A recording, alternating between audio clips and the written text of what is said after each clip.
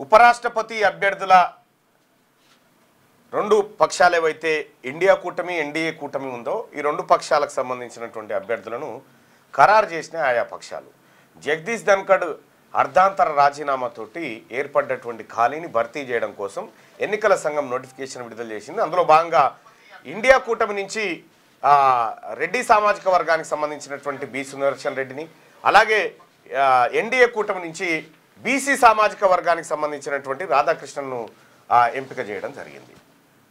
అసలు వీళ్ళిద్దరెవరు ఎవరు బీసీలు ఏం ఆలోచించాలి దీంట్లో? నిన్న ముఖ్యమంత్రి గారు ప్రెస్ మీట్ పెట్టి తెలుగు రాష్ట్రాలన్నీ ఏకం కావాలి, తెలుగువాడి ఆత్మగౌరవం అన్ని పార్టీలు అనేటువంటి మాట చెప్పిండు. అసలు సుదర్శన్ రెడ్డి గారు ఈ బీసీలకు చేసింది ఏంది?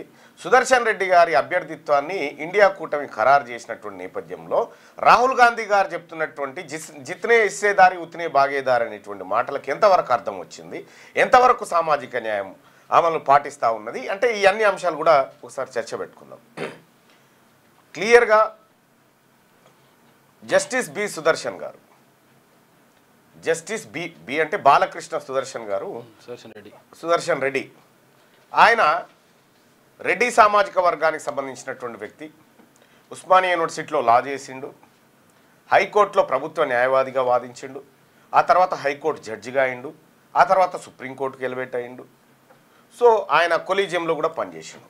ఆయన కొలీజియంలో ఉన్నప్పుడు ఏ ఒక్క బీసీ బిడ్డకు కూడా జడ్జిగా అవకాశం ఇచ్చిన దాఖలాలు అందుబాటులో ఉన్న సమాచారం ప్రకారం లేకపోగా తెలంగాణ రాష్ట్రంలో వెనుకబడినటువంటి మైనారిటీ కులాలు, వెనుకబడినటువంటి తిండి గతి లేని సచార్ కమిటీ ఇచ్చినటువంటి నివేదిక ఆధారంగా ఈ దేశంలో దళితుల కంటే ముస్లింలు వెనుకబడి ఉన్నారు అనేటువంటి నివేదిక ఏదైతే ఉందో ఆ నివేదిక ఆధారంగా ముస్లింలకు 4% రిజర్వేషన్ ఇవ్వాలని చెప్పి అప్పట్లో రాష్ట్ర ప్రభుత్వం నిర్ణయిస్తే జస్టిస్ బి సుదర్శన్ రెడ్డి గారి ధర్మాసనం, ఆయన ఉన్నటువంటి ధర్మాసనం దాన్ని ఆపు చేసింది. బీసీలకు రిజర్వేషన్ ఇవ్వాలంటే లెక్కలు ఉండాలి, అవన్నీ ఉండాలనేటువంటి కొన్ని వ్యాఖ్యలు కూడా అక్కడ చేయడం జరిగింది. ఇది నోటి మాట కాదు, ఇది ఆన్ రికార్డ్. ఆ రోజు జడ్జిమెంట్ కాపీ కూడా ఉంది, కావాలంటే చూసుకుందాం. ఈ టైమ్స్ ఆఫ్ ఇండియాలో హెచ్సి హాల్స్ 4% ముస్లిం కోటా 2008లో ఇది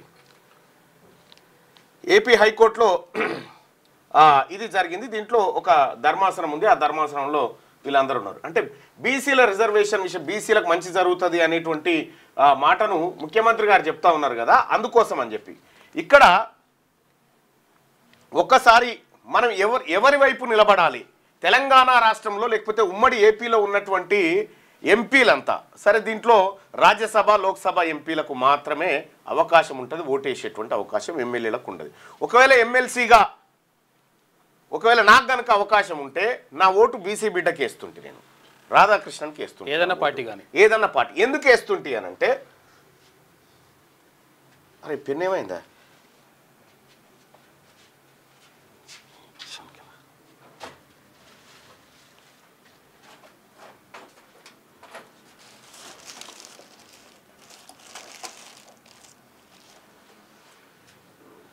రైట్. ఇక్కడ ఎన్డీఏ అభ్యర్థి, తర్వాత ఇండియా అభ్యర్థి. ఇక్కడ ఎన్డీఏ అభ్యర్థి రాధాకృష్ణన్, ఇక్కడ బి సుదర్శన్ రెడ్డి.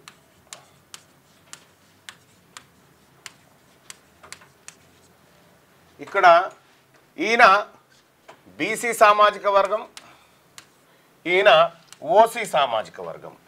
ఈయన మన ద్రవిడ బిడ్డనే, అంటే దక్కన్ పీఠభూమికి సంబంధించి దక్షిణ భారతదేశమే. ఈయన మన ద్రవిడనే అంతే. ఈయన తెలుగు, ఆయన తమిళ్. ఈయన తమిళనాడు, ఈయన తెలంగాణ రంగారెడ్డి జిల్లా కందుకూరు మండలం. రైట్. ఇక్కడ ఇది వీళ్ళకి సంబంధించినటువంటి చిన్న నేపథ్యం. ఇక్కడ రాధాకృష్ణన్ గారు భారతీయ జనతా పార్టీ తమిళనాడు అధ్యక్షుడిగా ఉన్నప్పుడు బీసీలలో చైతన్యం తీసుకురావడం కోసం బీసీ ఎస్సీల్లో పరివర్తన రావాలి, వాళ్ళు ఆత్మగౌరవంతో బతకాలని రథయాత్ర చేసినటువంటి వ్యక్తి రాధాకృష్ణన్ గారు. ఎంపీగా వ్యవసాయ కుటుంబం తనది, బీసీ సామాజిక వర్గం, 2 సార్లు ఎంపీగా కోయంబత్తూరు నుంచి గెలిచినటువంటి వ్యక్తి ఈయన సుదర్శన్ రెడ్డి గారు ముస్లింలకు 4% రిజర్వేషన్ ఇవ్వకూడదు, బీసీలకు రిజర్వేషన్ ఇవ్వాలంటే లెక్కలు ఉండాలి, సర్వేలు ఉండాలని చెప్పి చాలా కొర్రీలు పెట్టినటువంటి వ్యక్తి. కొలీజియంగా ఉన్నప్పుడు బీసీ బిడ్డలకు కూడా పెద్దగా అవకాశాలు ఇచ్చిన దాఖలాలు లేవు.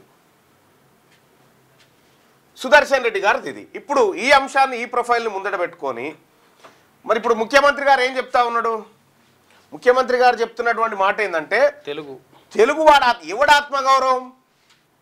మా కంచె ఐలేని నిలబెడితే మా ఆత్మగౌరవం ఉండేది. మా కంచె ఐలేని ఉపరాష్ట్రపతి అభ్యర్థిగా నిలబెట్టినంటే ఎస్ ఈ సామాజిక న్యాయం వైపు కరెక్ట్. ఇక రెండోది ఏంటంటే, ఈ సుదర్శన్ రెడ్డికి మొన్న ఈ కులగణన చేసిరు కదా, ఈ కులగణన రిపోర్ట్ ఆయనకి ఇచ్చి ఆయన చైర్మన్ చేసి స్వతంత్ర కమిటీ అని చెప్పేసి ఆయన చైర్మన్ చేసి దిక్కుమాలిన కమిటీ, అది 4 గిక్కుట్టని కూడా పనికిరాదు ఆ రిపోర్టు సుదర్శన్ రెడ్డి గారు తయారు చేసిండు. ఆయన చేసింది.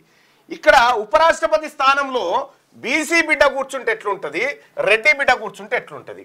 మరి ఇప్పటి వరకు జరిగినటువంటి హిస్టరీ ఒకసారి చూద్దాం. భారత రాష్ట్రపతులు ఇది తీసుకుందాం. ఇది తీసుకున్న తర్వాత ఇంకో లెక్క తీసుకుందాం. మొత్తం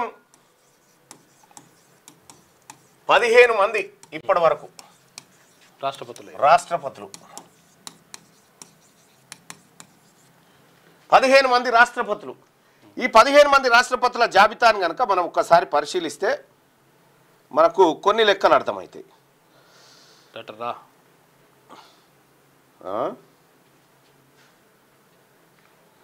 ఒకటి డాక్టర్ రాజేంద్ర ప్రసాద్,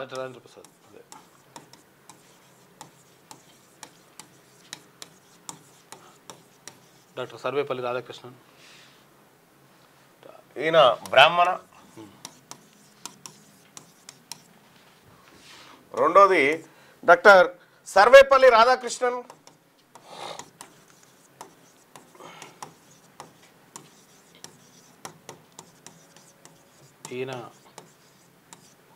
ఈయన బ్రాహ్మణ. రైట్. మూడోది వచ్చేసి జాకీర్ హుస్సేన్,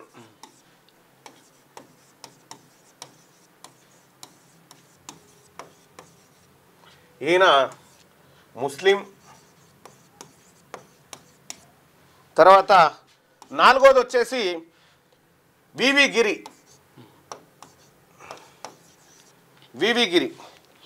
ఈయన బ్రాహ్మణ సామాజిక వర్గం. మ్యాక్సిమం అట్లే ఉంటారు.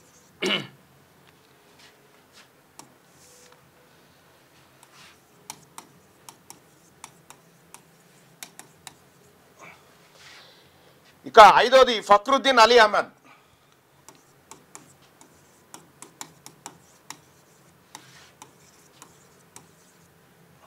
ఫక్రుద్దీన్ అలీ అహ్మద్ ఈయన ముస్లిం సామాజిక వర్గం. ఇక 6 నీలం సంజీవారెడ్డి. నీలం సంజీవారెడ్డి చాలా దుర్మార్గుడు, తెలంగాణకు సంబంధించి రెడ్డి.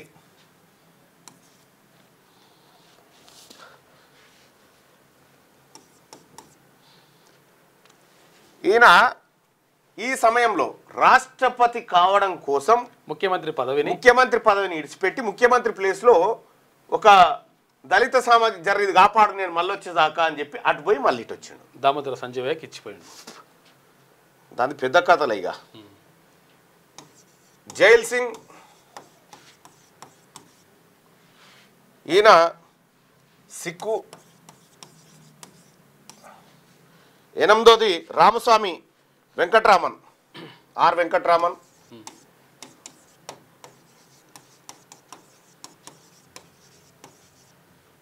ఈయన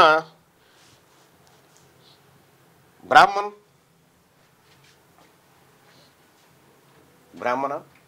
ఓకే. 9వది వచ్చేసి శంకల్ దయార్ శర్మ. వస్తుంది ఉల్టా. స్మృతిలో ఉంది. ఓకే. స్మూత్గా లేకపోతే గరికి వస్తాను. శంకర్ దయాళ్ శర్మ బ్రాహ్మణ.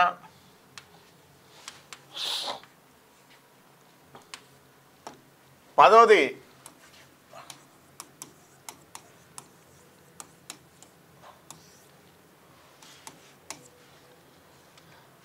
వచ్చేసి కేఆర్ నారాయణన్.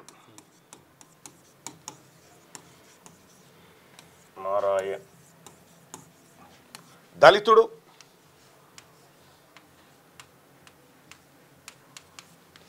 11 ఏపీజే అబ్దుల్ కలాం, ముస్లిం. 12 ప్రతిభా పాటిల్.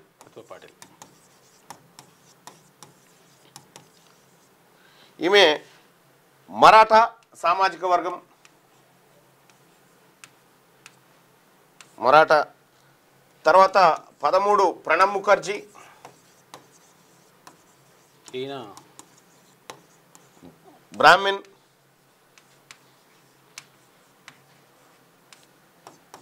14 రామనాథ కోవింద్, దళితుడు.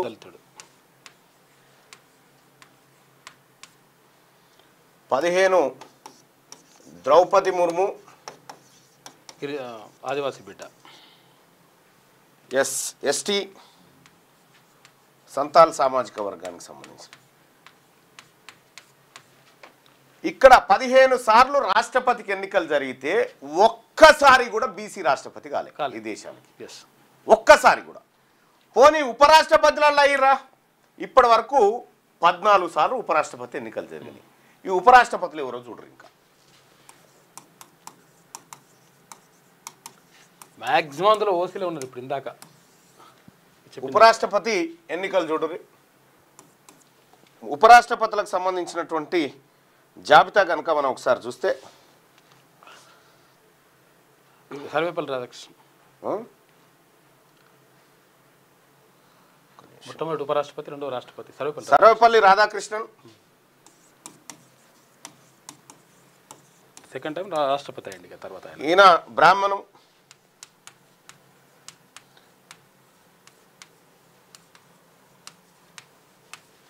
రెండోది జాకీర్ హుస్సేన్,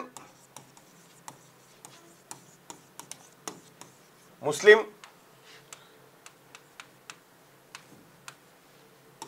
వివి Giri, Brahmin.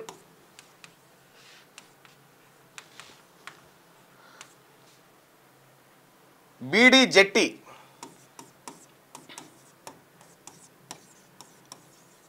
Lingayat OC.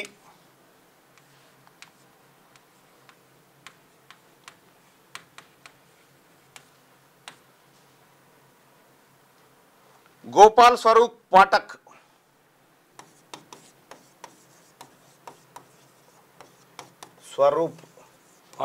Pathak Brahmin.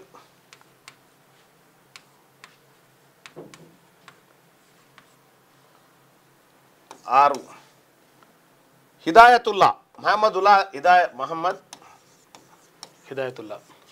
Hidayatullah, ముస్లిం.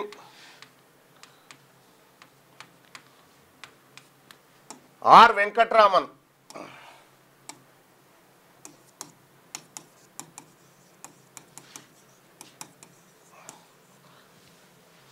బ్రాహ్మిన్. శంకర్ దయాళ్ శర్మ, రాష్ట్రపతి అయిన ఉపరాష్ట్రపతి వాళ్ళే ఉంటారు మ్యాక్సిమం. చూడండి, బ్రాహ్మణ్. కేఆర్ నారాయణన్,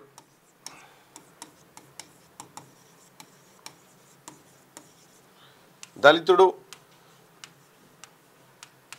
తర్వాత కృష్ణకాంత్, బ్రాహ్మణ్.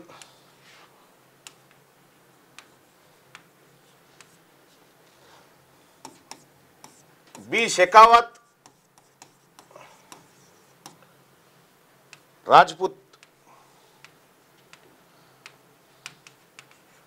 హమీద్ అన్సారీ,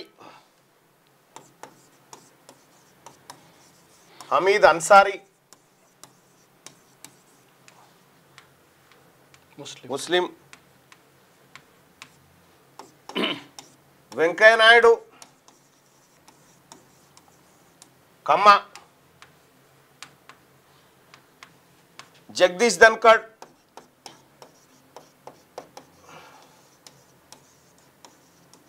జాట్ ఇప్పటి వరకు స్వతంత్ర భారతదేశంలో ఒక్క బీసీ కూడా ఉపరాష్ట్రపతి కాలే. మొట్టమొదటిసారిగా ఎన్డీఏ కూటమి ఒక బీసీ బిడ్డను రాధాకృష్ణన్ను ఉపరాష్ట్రపతి అభ్యర్థిగా తీసుకొస్తే కౌంటర్గా కాంగ్రెస్ పార్టీ రెడ్డి సామాజిక వర్గం అభ్యర్థిని తీసుకొచ్చి పెట్టింది. దానికి రేవంత్ రెడ్డి గారు ఇచ్చేటువంటి ఫ్లేవర్ ఏంటంటే తెలుగువాడి ఆత్మగౌరవం, యువన ఆత్మగౌరవము, యువనికి ఆత్మగౌరవము. జాబితాలో మా ఓడు ఉంటే కదా మాకు మంచి జరిగేది. ఒక్క బీసీ బిడ్డ నిలబడతా ఉంటే రేవంత్ రెడ్డి గారు ఏం చెప్పాలి ప్రెస్ మీట్ పెట్టి అనంటే, ఎస్ మొట్టమొదటిసారిగా ఒక బీసీ బిడ్డకు ఉపరాష్ట్రపతి అయ్యేటువంటి అవకాశం దొరికింది. కాబట్టి తెలుగు రాష్ట్రాల ప్రజలారా, మనం కానీ తమిళనాడు కానీ ఇటు దక్షిణాది రాష్ట్రాలన్నీ కూడా ఆ బీసీ బిడ్డను గెలిపించుకొని సామాజిక న్యాయం వైపు అడుగులేద్దామని చెప్పాలి ఆయన. పార్టీలకు అతీతంగా సుదర్శన్ రెడ్డి గారికి బీసీలకు ఏం సంబంధము? బీసీ ఎంపీలారా, మేము బీసీ జేఏసీగా విజ్ఞప్తి చేస్తా ఉన్నాం, మన బీసీ బిడ్డ నిలబడ్డాడు. ఈ తెలుగువాడు ఆత్మగౌరవం కాదు, మా ఆత్మగౌరవం కూడా కావాలి మాకు. ఇక మాకు ఆత్మగౌరవాన్ని రుద్ది తెలుగువాడి ఆత్మగౌరవాన్ని, ఈ ఆత్మగౌరవాన్ని తీసుకుపోయి అక్కడ వేయాలి. నిజంగా వాస్తవానికి ఇక్కడ ప్రజల కోట్లు లేకపోవచ్చు, కానీ ప్రజల్ని అడుగుదాం, లైవ్ చూస్తున్న ప్రజల్ని. ప్రత్యక్ష ఎన్నిక కాదు కాబట్టి, ప్రత్యక్ష ఎన్నిక కాదు.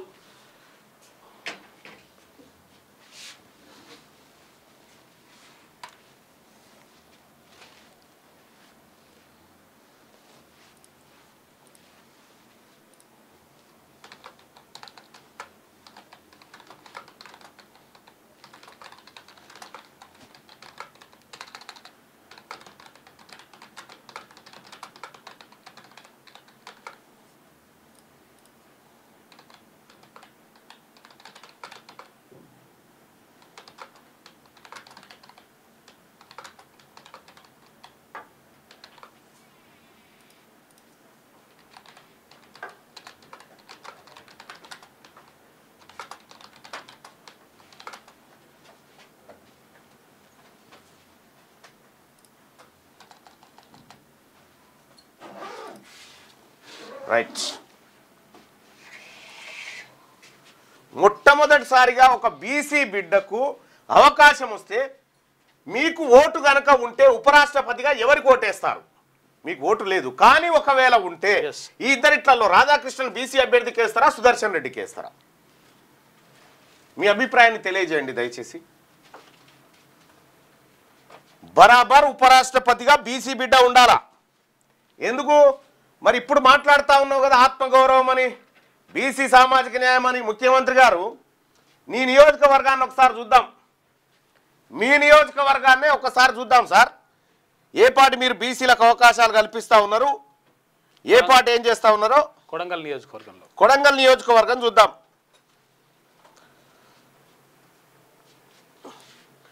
కొడంగల్ నియోజకవర్గానికి సంబంధించి ఈయన పదవులు ఎవరెవరికి ఇచ్చిండు, ఏం కథ అనేది ఒకసారి చూద్దాం.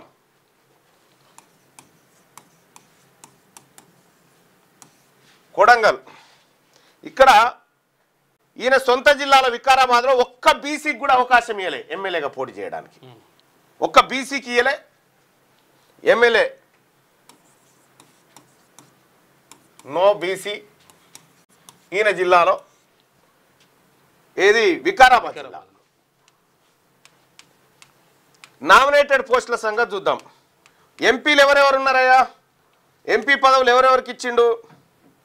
ఈయన పోటీ చేసింది విశ్వేశ్వర్ రెడ్డి అక్కడ ఎంపీ. ఈయన మీద రంజిత్ రెడ్డికి ఇచ్చిండు, రంజిత్ రెడ్డి నుంచి. ఇక రెండవది ఏది, పట్నం మహేందర్ రెడ్డి ఎమ్మెల్సీగా ఉన్నటువంటి పట్నంను చీఫ్ విప్ చేసిండు, చీఫ్ విప్. ఇది తాండూరు ఎమ్మెల్యే రెడ్డి, పరిగి ఎమ్మెల్యే రెడ్డి, రెడ్డి, కొడంగల్ రెడ్డి, రెడ్డి. ఇక నామినేటెడ్ పదవులు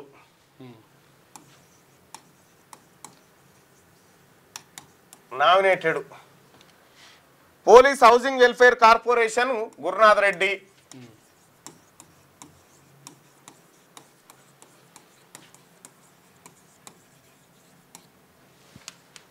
గురునాథ్ రెడ్డి,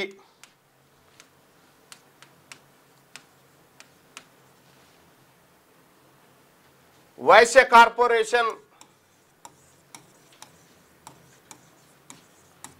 మా వైశ్య బిడ్డకి ఇచ్చారు. Okay okay. ఒక వైశ్య కాల్వ సుజాత వైశ్య బిడ్డ. లైబ్రరీ చైర్మన్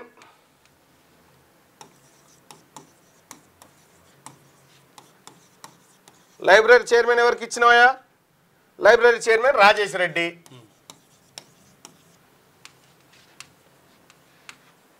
ఇప్పుడు కొడంగల్ కోర్టు పీపీ ఎవరు? సుధాకర్ రెడ్డి.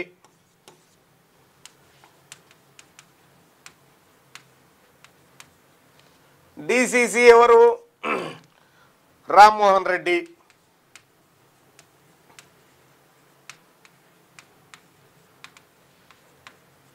యూత్ కాంగ్రెస్ ప్రెసిడెంట్ ఎవరు? జిల్లాకి సతీష్ రెడ్డి.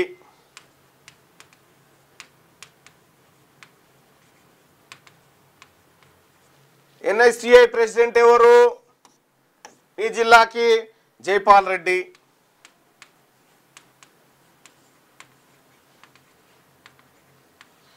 నీ జిల్లాలనే దిక్కులేదు సామాజిక న్యాయానికి నీ పార్టీలో. ఇక వీళ్ళు సామాజిక న్యాయం చేసేటందుకు సుదర్శన్ రెడ్డి గారట ఉప రాష్ట్రపతి సీట్లో కూర్చుంటే బీసీలకు న్యాయం జరుగుతుందట. నేను నిన్న మొత్తం ఆయన జడ్జిమెంట్లు, ఆయన కథ కార్ఖాన మొత్తం చదువుకుంటూ వచ్చిన చాలా కీలక తీర్పులు ఇచ్చిండు. చాలా బీసీ ప్రజలారా అత్యంత ప్రమాదకరంగా మనకు అన్యాయం జరిగింది వాళ్ళ హయాంలో. అందుకోసమే ఇక్కడ ఈ ఎన్నికల్లో ఈ ఉపరాష్ట్రపతి మీకు ఓటు కనుక ఉంటే ఉపరాష్ట్రపతిగా ఎవరికి ఓటేస్తారు? నేనైతే రాధాకృష్ణన్ బీసీ బిడ్డకి వేస్తా ఓటు. ఇక్కడ ఆత్మగౌరవం ఎక్కడిది? మా ఆత్మగౌరవం రాధాకృష్ణన్లో ఉంది. మొట్టమొదటిసారిగా ఒక బీసీ వాడు ఉపరాష్ట్రపతి అయితే తప్ప కళ్ళు మండుతున్నాయా? ఎందుకు తెచ్చిపెట్టి? ఇప్పుడు నిజంగా మీకు కనుక సామాజిక న్యాయము ప్రజలకు మంచి జరగాలన్న ఆలోచన ఉంటే మీరు చేయాల్సింది ఏంది? మా కంచాయిలే అని బెటరంటారా? ప్రొఫెసర్ ఏ పార్టీకి సంబంధం లేదు, ఏ పార్టీకి సంబంధం లేదు. మా కంచాయిలే గారిని బెటరించిరి. కంచాయిలే గారికి తెలిసినదో తెలుసా? సుదర్శన్ రెడ్డి గారికి. కంచాయిలే గారు జీవితం అంతా తన ఐడియాలజీ తోటి ఈ ప్రజల్లో ఈ దేశంలో ఏం జరుగుతుందో సమాజాన్ని వివరించడానికి పనిచేసి పెళ్లి కూడా చేసుకోలే. అటువంటి బిడ్డ కంచాయిలే మీద చేయలే. ఎస్, ఇయాల్టికి దాడి జరిగి 39 రోజులు అవుతుంది, ఇంకా నిందితులను అరెస్ట్ చేయలేదు. సామాన్య జనాల పరిస్థితి ఏంది? Rachakonda police shame. ఇక్కడ మరి మనం పార్టీ కోణం నుంచి ఈ అంశాన్ని చూడకూడదు. అలా చూస్తే మనం ఆగమయ్యాం. పార్టీ కోణంలో ఎట్టి పరిస్థితిలో చూడకూడదు. మనకు బీసీ కోణమే. మనోడా కాదా లెక్క గంతే. మనోడైతేనే మనం మద్దతు చేయాలి. అందుకోసమే ఈ దక్షిణ భారతదేశంలో ఉన్నటువంటి ఎంపీలందరికీ నేను రిక్వెస్ట్ చేస్తా ఉన్నా, ఈ బీసీ బిడ్డ రాధాకృష్ణన్ను గెలిపించండి అని చెప్పి రిక్వెస్ట్ చేస్తా ఉన్నా. ఆయన ఎన్డీఏ కూటమి కావచ్చు, ఇంకో కూటమి కావచ్చు, అవకాశం మా ఓనికి వచ్చింది, మా బిడ్డకు వచ్చింది అవకాశము. మా బిడ్డకు అవకాశం ఇచ్చినోనికి మంచి జరగాలని కోరుకుంటాం. రాష్ట్రపతి ఉపరాష్ట్రపతికి పార్టీలు ఉండవు, అయిన తర్వాత ఉండవు. కాబట్టి మనం ఎట్టి పరిస్థితుల్లో నేనైతే నాకు ఓటు గనక ఉంటే నా ఓటును రాధాకృష్ణన్ బీసీకే వేస్తా. నాకు ఓటు గనక ఉంటే తెలుగువాడు ఆత్మగౌరవం ఎన్నడన్నా ప్రెస్ మీట్ పెట్టి ఇదే ఇట్లా ప్రెస్ మీట్ ఆయనను ప్రకటించంగానే ఈయన ప్రెస్ మీట్ పెట్టి ఆత్మగౌరవం ఇయ్యాలి. అదికి వచ్చిన అది నీ కొడంగల్ల బీసీ ప్రజల ఆత్మగౌరవం లేదా? వాళ్ళ ఆత్మగౌరవం చంపుకొని బతా ఉన్నారు. ఇదే ప్రెస్ మీట్ పెట్టి తెలంగాణ రాష్ట్రంలో కాంగ్రెస్ పార్టీ బీసీలకు ఉదయపూర్ డిక్లరేషన్ బొందబెట్టి బీసీలకు అన్యాయం చేసింది. ఉన్న బీసీలనైనా గెలిపించడని చెప్పినా ఎప్పుడైనా ప్రెస్ మీట్ పెట్టి ఆత్మగౌరవం బీసీ ఆత్మగౌరవం వద్దా? బీసీ ప్రజలారా, రేవంత్ రెడ్డి రెడ్డే అయినా ఈ పుట్టలున్న విషం సర్పం ఈ పుట్టలోకి వచ్చినంత మాత్రాన విషం పోదు. విషం విషమే, వాళ్ళు ఎప్పటికైనా అట్లే. కాబట్టి బీసీ ప్రజలారా, మన ఆత్మగౌరవం మన మన అధికారం మనకు రాజకీయ అధికారంతోనే సాధ్యమవుతుంది. అందుకే ఆ విధంగా మనం ముందుకు వేయాల్సినటువంటి అవసరం ఉంది. అడుగులు ముందుకేయాలి. 100% బీసీల ద్రోహిగా రేవంత్ రెడ్డి ముద్ర వేసుకుంటే ఎప్పుడో కులగణంలో బీసీల లెక్కలు తారుమారు చేసినప్పుడే అయిపోయింది. దానికి స్వతంత్ర కమిటీ చైర్మన్గా మళ్ళీ సుదర్శన్ రెడ్డి తెచ్చిపెట్టిండు. వాహ్! ఇంకా చిట్చాట్ చేసుకుంటే పార్టీ పరంగా 42% బీసీలకు రిజర్వేషన్ ఇయ్య శాతగానటువంటి ముఖ్యమంత్రి ఉంటేంది నువ్వు, లేకపోతేంది ముఖ్యమంత్రిగా. మాకేమచ్చారా నీతోటిగా? అయిపోయింది నీ పని, నీ డొల్లతనం తేలిపోయింది. మా బీసీ బిడ్డ గెలవాలని కోరుకుంటున్నాం. ఈ ఉపరాష్ట్రపతి ఎన్నికల్లో మా బీసీ బిడ్డ రాధాకృష్ణన్ గెలవాలని కోరుకుంటున్నాం.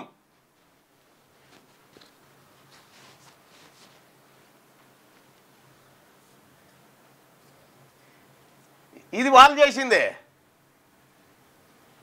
కాబట్టి ప్రజలారా, నేను కేసీఆర్కి రిక్వెస్ట్ చేస్తా ఉన్నా, మీకున్నటువంటి రాజ్యసభలు, లోక్సభ అంటే లేవు, మీకున్న రాజ్యసభ అభ్యర్థులు దయచేసి బీసీల కోటేయమని రిక్వెస్ట్ చేస్తా ఉన్నా. ముఖ్యమంత్రిగా పనిచేసినటువంటి గత ముఖ్యమంత్రి కేసీఆర్ను రిక్వెస్ట్ చేస్తా ఉన్నా, మా బీసీ అభ్యర్థి కోటేయండి. ఆయన ఏ కూటమి నుంచి నిలబడ్డాడు అనేది కాదు, మా బీసీ అభ్యర్థి రాధాకృష్ణన్ కోటేయమని రిక్వెస్ట్ చేస్తా ఉన్నా. అసదుద్దీన్ ఓవైసీ గారికి రిక్వెస్ట్ చేస్తా ఉన్నా, మా బీసీ అభ్యర్థి కోటేయమని రిక్వెస్ట్ చేస్తా ఉన్నా. పవన్ కళ్యాణ్ గారికి రిక్వెస్ట్ చేస్తా ఉన్నా, మా బీసీ అభ్యర్థి కోటేయమని మీ పార్టీ ఓటేయాలని కోరుకుంటా ఉన్నా. చంద్రబాబు నాయుడు గారిని రిక్వెస్ట్ చేస్తా ఉన్నా, మా బీసీ అభ్యర్థి కోటేయి ఓట్లు వేయించి గెలిపించాల్సిందిగా రిక్వెస్ట్ చేస్తా. జగన్మోహన్ రెడ్డి గారికి కూడా చెప్తా ఉన్నా, దయచేసి మా బీసీ అభ్యర్థి రాధాకృష్ణన్ గారికి ఓటేయండి. ఇదే మా స్టాండ్. ఈ తెలంగాణ రాష్ట్రంలో మా బీసీల స్టాండ్ ఇదే.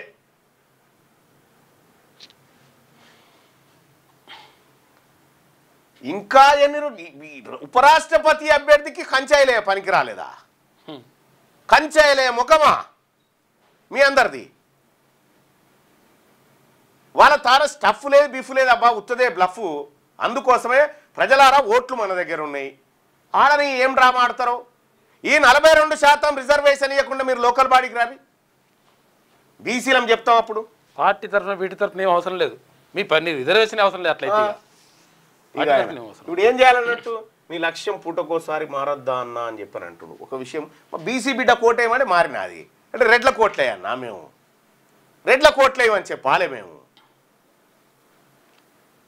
ఇదే రేవంత్ రెడ్డి గారు ఏబీవీపీలో ఉంటాడు, ఆర్ఎస్ఎస్లో ఉంటాడు, ఆడికేని టీఆర్ఎస్లో చేరుతాడు, ఆడికేని తెలుగుదేశంలో చేరుతాడు, ఆడికేని కాంగ్రెస్లో చేరుతాడు. వాళ్ళేం మారలే. మేము మా బీసీల ఆత్మగౌరవం అంటే ఇది వచ్చినది. బరాబర్ బీసీలే మాకు కావాల్సింది. ఆడ ఏ పార్టీలు ఉన్నా సరే, కాంగ్రెస్ పార్టీలో ఉన్న బీసీలకు అన్యాయం జరిగినా మేము మాట్లాడతాం, బీఆర్ఎస్ పార్టీలో బీసీలకు అన్యాయం జరిగినా మేము మాట్లాడతాం, బీజేపీలో ఉన్న బీసీల మీద ఎవరైనా అగ్రవర్ణాలు దాడి చేసినా మేము మాట్లాడతాం. మా వాదం బీసీ వాదం, బీసీ వాదం, మాది ఆత్మగౌరవం. వాళ్ళు మా బిడ్డలే. తాత్కాలికంగా బంద్ అయి ఉండొచ్చు, ఏదో ఒక రోజు వాళ్ళు రావాల్సిందే. ఈ బీసీ ప్రభుత్వంలో భాగస్వామ్యం కావాల్సిందే, ఇంకొక ఆప్షన్ లేదుగా. అంటే ఇట్లుంటుంది అన్నట్టు. ఇక మాణిక్ రెడ్డి గారు చెప్తా ఉన్నాడు, సుదర్శన్ రెడ్డి హీరో అని చెప్పి చెప్తా ఉన్నాడు. రెడ్లకు హీరో మేము కాదంటలేము, రెడ్లకు హీరో మేము తప్పేమంటలేము. ఈ దేశంలో ఉన్న పార్టీలన్నీ వారియే, మనం పార్టీ కోణంలో చూడకూడదు. సుదర్శన్ ఇక మాణిక్ రెడ్డి గారు వాళ్ళ అభ్యర్థి గురించి ఎట్లా ప్రచారం చేసుకుంటున్నాడు చూడండి.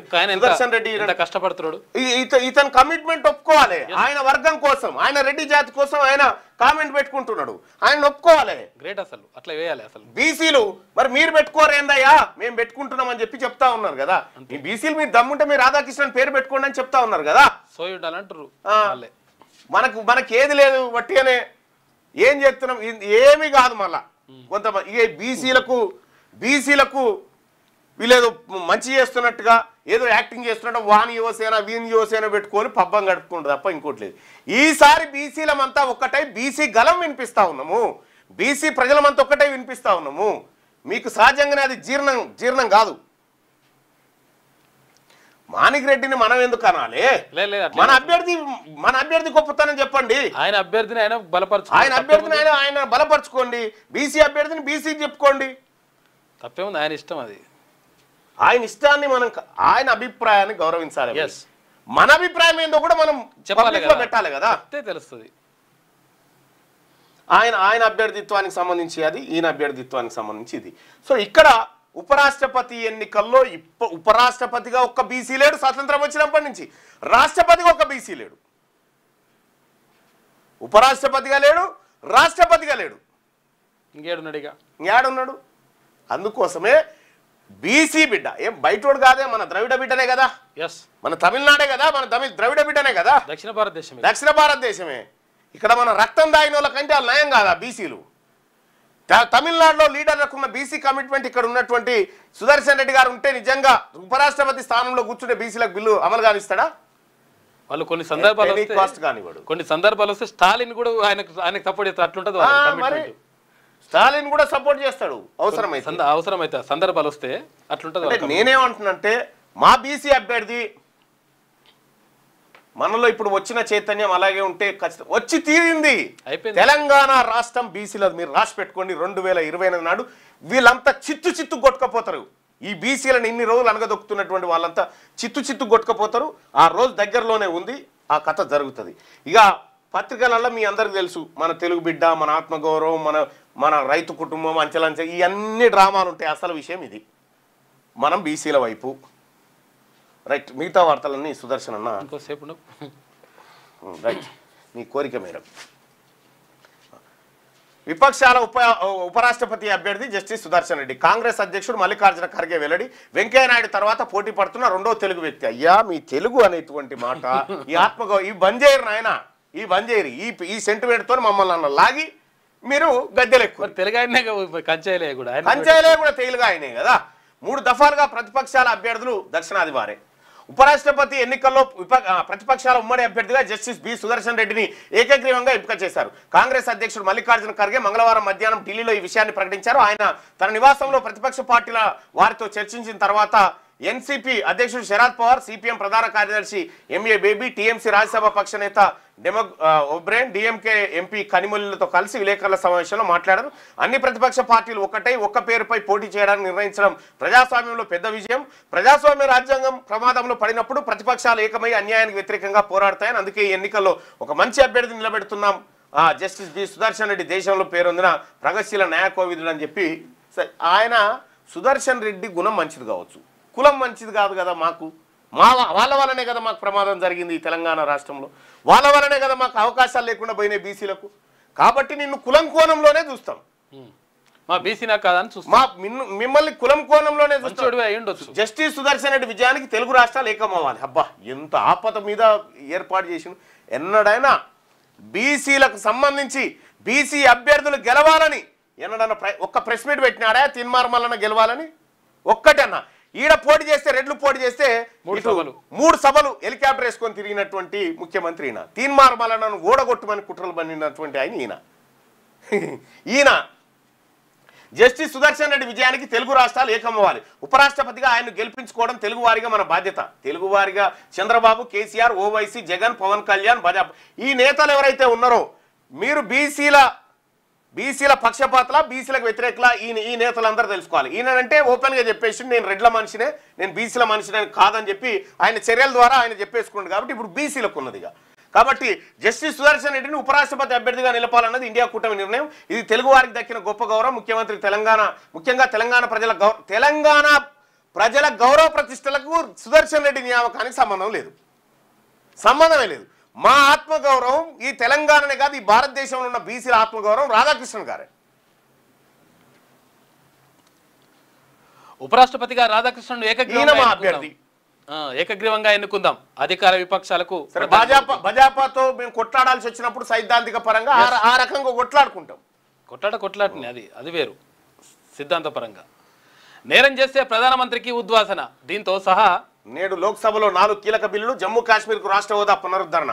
తీవ్రమైన నేరారోపణలతో అరెస్ట్ అయితే ప్రధానమంత్రిని కేంద్ర మంత్రిని కూడా పదవి నుంచి తొలగించేందుకు వీలు కల్పించే బిల్లును బుధవారం లోక్సభలో ప్రవేశపెట్టనున్నట్టు అధికార వర్గాలు తెలిపాయి. తీవ్ర నేరారోపణలకు గురై అరెస్ట్ అయినప్పుడు రాష్ట్ర లేదా కేంద్ర పాలిత ప్రాంతం ముఖ్యమని మంత్రిని పదవి నుంచి తొలగించేందుకు కొత్త బిల్లు అనుమతిస్తుందని వెల్లడించాయి. ప్రతిపక్ష పాలిత రాష్ట్రాల ముఖ్యమంత్రులను అరెస్టు చేయించి అస్థిరపరచడానికే కేంద్రం ఈ బిల్లు తీసుకొస్తుందని కాంగ్రెస్ మండిపడింది. కేంద్ర ప్రభుత్వం లోక్సభలో బుధవారం మొత్తం 4 కొత్త బిల్లులు ప్రవేశపెట్టనున్న నేపథ్యంలో జమ్మూ కాశ్మీర్కు రాష్ట్ర హోదా పునరుద్ధరిస్తామన్న ఊహాగానాలు కూడా ఊపందుకున్నాయి. 130వ రాజ్యాంగ సవరణ బిల్లు, 2025 కేంద్ర పాలిత ప్రాంత ప్రభుత్వ బిల్లు, జమ్మూ కాశ్మీర్ పునర్వ్యవస్థీకరణ సవరణ బిల్లు 2025, ఆన్లైన్ గేమింగ్ ప్రోత్సాహం నియంత్రణ బిల్లు 2025ను లోక్సభలో ప్రవేశపెట్టనున్నారని అభిజ్ఞ వర్గాలు తెలిపాయి. కొన్ని బిల్లులు సంయుక్త పార్లమెంటరీ సంఘాలకు నివేదించినట్టుగా తెలుస్తా ఉందట. 4 బిల్లులు ఇవాళ తీసుకొస్తా ఉన్నారు. ప్రధానమంత్రి తప్పు చేసినా, మంత్రులు తప్పు చేసినా 10 సంవత్సరాలకు ఎక్కువ జైలు శిక్షల్లో అరెస్ట్ అయినా వాళ్ళని పదవి నుంచి తొలగిస్తారట. మంచి పని ఇది. ఆత్మవిశ్వాసం విశ్వమంతా. అందాల పోటీలంటే సౌందర్య ప్రదర్శన కాదు, అడుగడుగునా ప్రతిఫలించే ఆత్మవిశ్వాసం, మహిళా సాధికారత, సామాజిక సేవ దిశగా సాగే అడుగులు అంటోంది రాజస్థానీ సుందరి మణికా విశ్వకర్మ. ఇక 6000 మంది విద్యార్థుల వీసాలు రద్దు. నిబంధనల ఉల్లంఘనతో అమెరికా నిర్ణయం. అమెరికాలో నిబంధనలు ఉల్లంఘించిన విద్యార్థులపై కఠిన చర్యలు తీసుకుంటారు. తాజాగా 6000 మంది అంతర్జాతీయ విద్యార్థుల వీసాలను ఆ దేశం రద్దు చేసింది. విదేశాంగ శాఖ ఈ నిర్ణయాన్ని వెల్లడించినట్టు బీబీసీ కథనం తెలిపింది. వీరిలో 4000 మంది దేశ చట్టాలను ఉల్లంఘించడం 6000 మంది వీసాలు రద్దు చేసిందట. ఇక భారత్ చైనా సంబంధాలు ప్రపంచ శాంతికి కీలకం. వాంగీతో భేటీ తర్వాత మోడీ వ్యాఖ్య, మనం శత్రువులం కాదు, భాగస్వాములం అన్న చైనా మంత్రి. అరుదైన ఖనిజాల ఎగుమతికి బీజింగ్ అంగీకారం తెలిపింది. విమాన సర్వీసుల పునరుద్ధరణ చేయబోతా ఉందట. ఇక ఇది ఇట్లుంటే తీరని నష్టం. ఇంకో గమ్మత్ చెప్తా. ఇక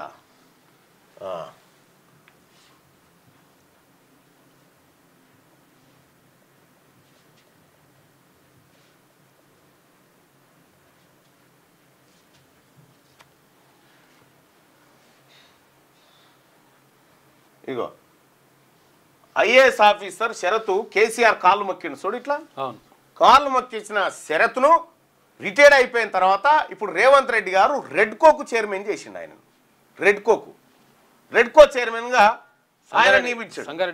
సంగారెడ్డి కలెక్టర్ గా పనిచేసినటువంటి ఆయనని తీసుకొచ్చి రేవంత్ కాళ్ళకు దండం పెట్టబోయిన టాప్ ఐఏఎస్ ఆఫీసర్ ఈయననే. మళ్ళా ఇది కథ. ఏం జరుగుతుందో చూడుర్రి. నిన్న ఈ వివరాలన్నీ ఇచ్చేసిరు. ఎస్, దాన్ని కొనసాగించేది ఆధిపత్య కులాలన్నీ ఒకటే. మీరు గుర్తుపెట్టుకోరు. ఒక ఊర్లో సపోజ్ ఒక ఊర్లో సర్పంచ్గా ఒక బీసీ ఆయన పోటీ చేసిండు, ఇంకొక ఆయన రెడ్డి ఆయన పోటీ చేసిండు అనుకో. ఈ బీసీ ఆయన కాంగ్రెస్ నుంచి పోటీ చేసిన అనుకో, కాంగ్రెస్లో ఉన్న రెడ్డి గారు కూడా ఆయన కోటేయడు, ఈయనకే ఓటేస్తాడు, ఆయన రెడ్డి గారికి. అర్థమైందా? అందుకోసమే మనం వీళ్ళ పక్కనే ఉండి వీళ్ళ కోట్లేదు, మన వాళ్ళకు ఓట్లేసుకోవాలా. వాళ్ళు కొట్లాడుకున్నా మంచిగా ఉంటారు. ఆ విషయంలో వాళ్ళు కొట్లాడుకున్నా ఏం చేసుకున్నా బలేదు మనమే. అందుకోసమే మనం ఓట్ల రాజకీయమే చేయాలి. గ్రామాల పొంటి ఇలా చైతన్యం వచ్చి బీసీలంతా ఇలా మంచిర్యాల అక్కడ సభ ఉంది, ఇప్పుడు నేను బయలుదేరాలి ఆడికి. అందుకే సుదర్శన్ అన్నని ఇవి చెప్పమని చెప్తా ఉన్నా. ఏముంటాయి ఇందులో? పత్రికలు మనవి కావు, టీవీలు మనవి కావు, ఏవి మనవి కావని చెప్పిన కదా అసెంబ్లీలో నిండు సభలో నిలబడి. అదే కథ ఇక్కడ కొనసాగుతుంది. బీసీ ప్రజలారా అప్రమత్తంగా ఉండాలి. మొట్టమొదటిసారిగా ఈ దేశంలో ఒక బీసీ బిడ్డకు ఉపరాష్ట్రపతి అయ్యే అవకాశం వచ్చింది. ఆ అవకాశంలో ఆయన గెలవాలి అని మనస్ఫూర్తిగా నేను బీసీ బిడ్డగా కోరుకుంటా ఉన్నాను.